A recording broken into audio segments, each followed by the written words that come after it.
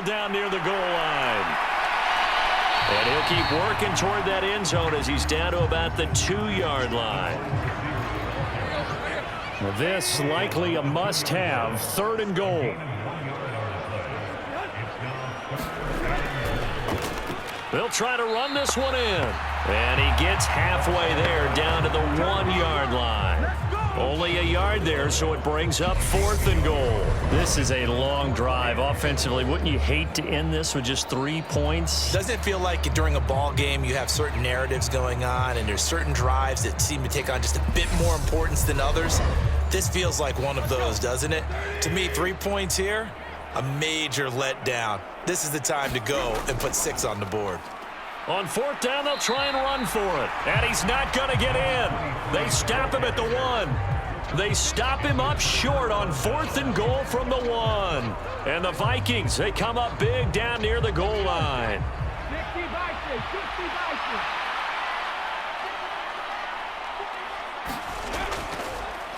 They'll start this drive out on the ground.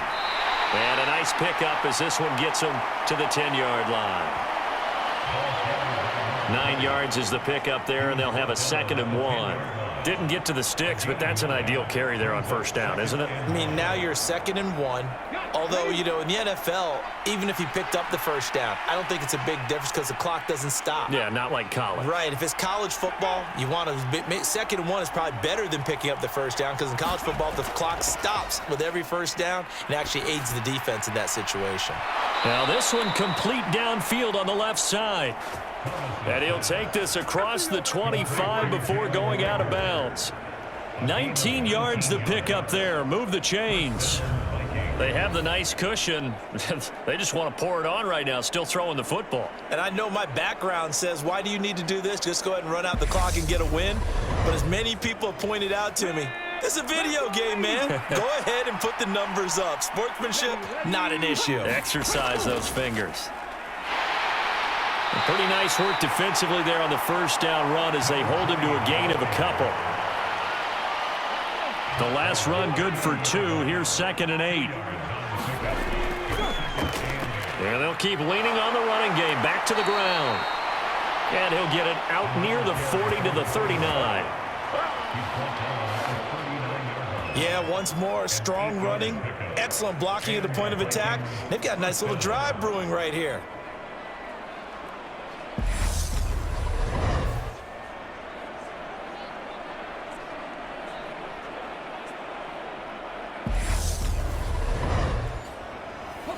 So from the 39 now, they'll come up on a 1st and 10.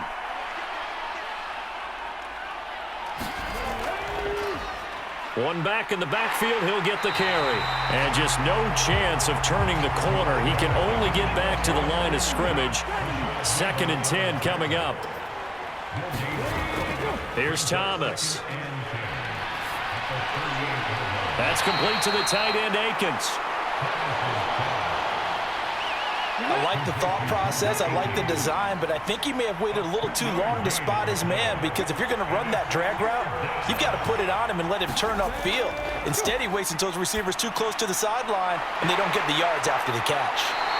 And he can only get this to the 42-yard line, and that is not near enough. Just a gain of a couple there. And that's going to bring up a 4th down.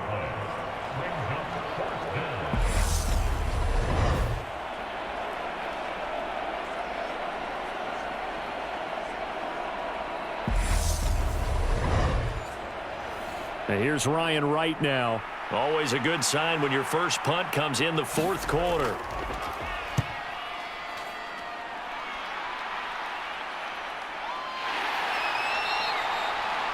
We'll call it a 42-yard punt, 3 on the return.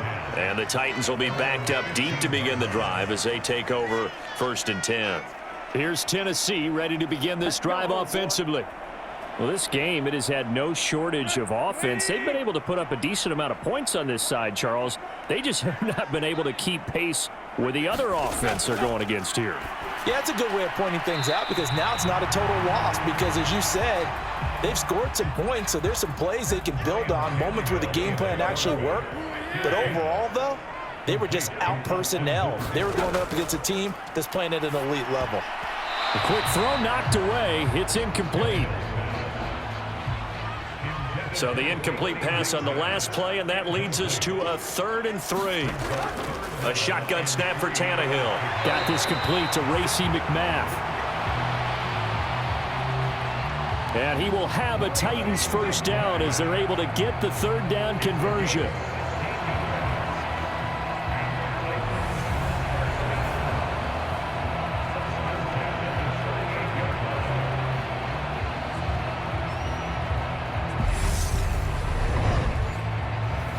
So signs of life in what's been a dormant offense in this second half. Here's 1st and 10. Tannehill throwing again. Pressure coming from the Vikings, and they get there and bring him down. It looks like a 12-yard loss there on the 1st down sack. He's known for his legs and his fancy footwork, but he's not getting much of a chance to use it here. The defense continued to hold the upper hand by bringing him down on that play.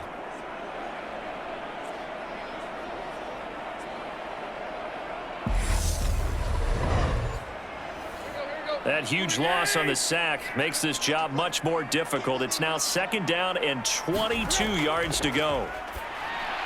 Meanwhile, Tannehill's throw into the hands of Hooper.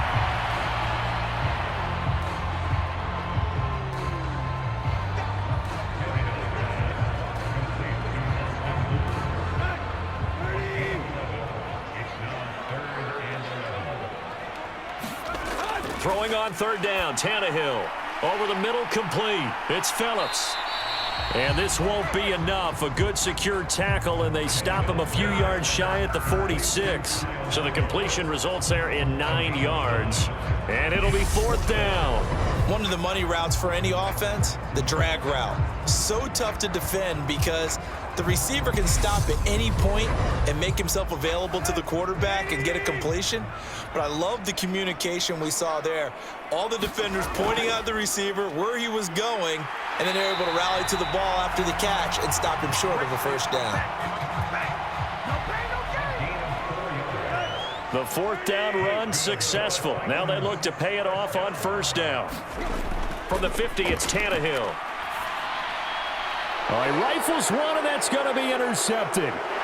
And the Vikings are going to take over at their own 41. This spot in the 4th quarter with that deficit, had to throw the football. Unfortunately, there's the risk of big turnover. And you know you're going to be throwing against nickel, dime, all sorts of exotic defenses, but you have to do it anyway. Ordinarily, you might want to run the football a little bit, try and get them out of it. But as you noted, this time of the game, this point on the clock, had to throw it. Now the Vikings offense gets set to take over here. And after the interception, they are sitting in an even better spot with the ball and a comfortable 4th quarter lead. They'll start on the ground here on 1st down. And he is going to be stopped cold behind the line of scrimmage. He'll lose a yard there, and it's 2nd and 11. Sometimes I forget how much information he has to go through before the ball's even snapped. But what a diagnosis right there. Saw the play, shot through the gap, and ends up spilling.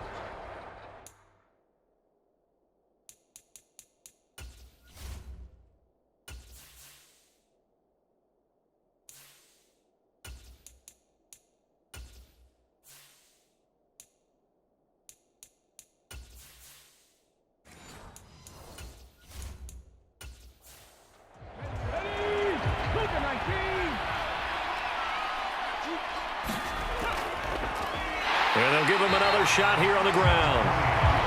And this one also slow in developing as he's maybe getting back here to the line of scrimmage, but not much more than that. Off the play fake. Rich. That is caught. It's Williams. And they'll get this well past midfield before being stopped just before the 35.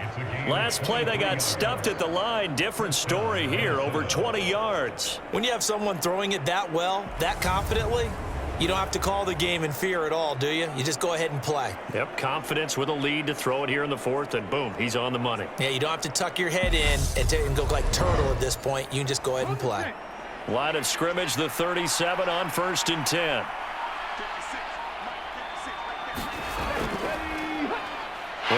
in the backfield. He'll get the carry. And not able to break away this time as they're going to stop him right around the line of scrimmage. 2 yards the loss, 2nd and 12. I thought he did a nice job there setting an edge and make sure nothing could get to the outside. But he decided that wasn't enough for him. Worked his way back inside and made the tackle on the ball carrier. So the first down run lost a couple. Now they come up 2nd and 12. They'll try and run some clock here as they keep it on the ground. So they get half of what they needed. It'll be 3rd and 6 upcoming.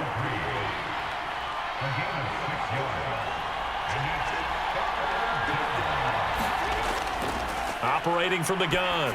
Rich. This ball complete to Rager. And this will not be enough. On 3rd and 5, he only gets 3. If this were baseball, we'd call this small ball. Instead of pushing it downfield, they throw a short pass trying to pick up the first down, but the defense rallies to the football and stops him short, bringing up a 4th down. Now Cody Parkey out to try the field goal. From the right hash, it's a 46-yard attempt.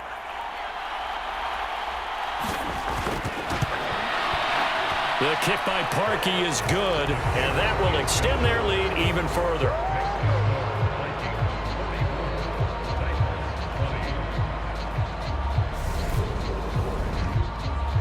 So he remains perfect, 3 for 3 in the field goal department. And it's so important for any offense to have an ace like him up their sleeve, isn't it? Because now you know what his range is, and as soon as your offense gets there, you're pretty much counting on 3 points going up on the board. And not much happening on the return as he'll get this to about the 23.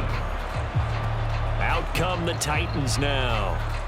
Not an ideal way to end their previous drive. They threw the interception, Charles, after they had built up some momentum. They were moving the football, but something to at least build on for this offense as they run back out here.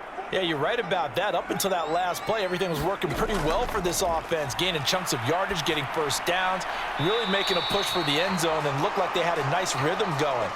Now you got to have a short memory here. Don't focus on the interception. Focus on what came before it and get back to it.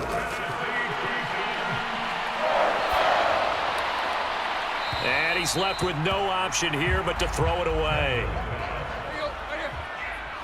2nd and 10 from the 33-yard line. Here's Tannehill. Running the slant, that's Hooper. They get 6. That'll leave them with 3rd and 4. And we are inside of 2 minutes left in this lopsided affair. So the Titans in possession of the football here as we get you reset. They face a 3rd down now as they try to find a late score. Now Tannehill. Looking left side, and he's got a man. That's Hubbard. And he will have a Titans first down by about 3 yards or so as they wind up getting 7 there on 3rd and 4.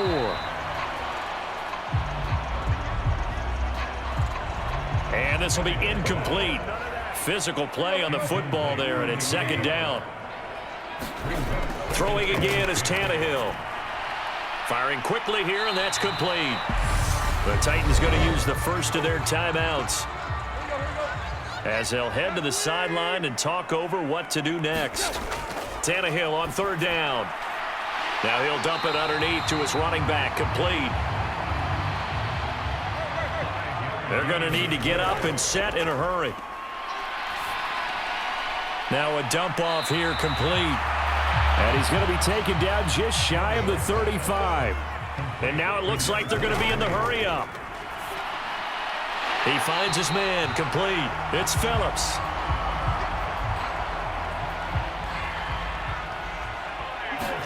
So signs of life in what's been a dormant offense in this second half. Here's 1st and 10.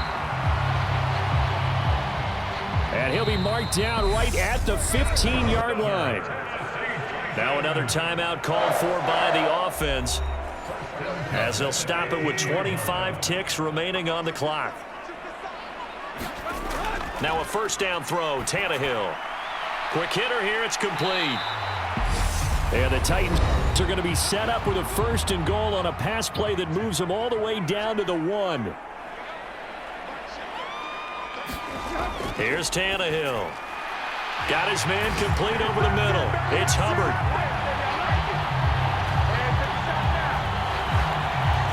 Touchdown! From a yard out. And the Titans get a bit closer. And yeah, that touchdown counts for their team, but I think it counts more for the fantasy guys, doesn't it?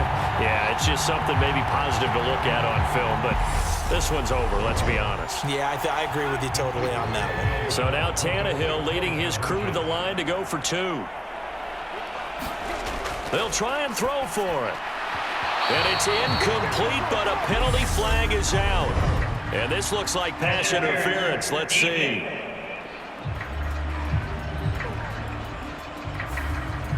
So now Tannehill leading his crew to the line to go for 2. They'll look to throw. He's got it. So they convert the 2. That keeps their slim hopes alive as we're back to a 2-score game. Well, it's still an uphill battle from here, that's for sure, but that makes it a 2-score game. And now we see why teams practice so much on the 2-point conversion, why you have more than one play ready, because you may need multiples throughout a ball game. Here's a great example right there. And the Vikings hands team able to recover, and that should just about do it. They knew they needed a miracle. They had to have that onside kick. They didn't get it. Well, as we knew, even before they put the toe to the leather on that one, their chances of getting that done, slim and none. And I do believe we saw Slim just leave the door, didn't we? We did indeed. I think we're down to none.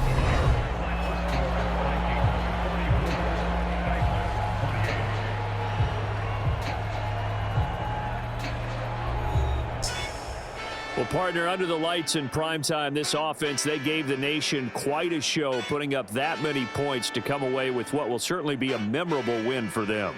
And, Brandon, I think it's as simple as this. Some players, some teams, they're just meant for the big stage. And when they get a chance to play in this type of atmosphere, where all eyes are on them and all the lights are shining brightly, they show up and they show out. That'll do it for us. For Charles Davis and all our hardworking crew, I'm Brandon Gaudin. You've been watching the NFL on EA Sports. For more, find us on Twitter at EA Madden NFL. With that, we say good night, everybody.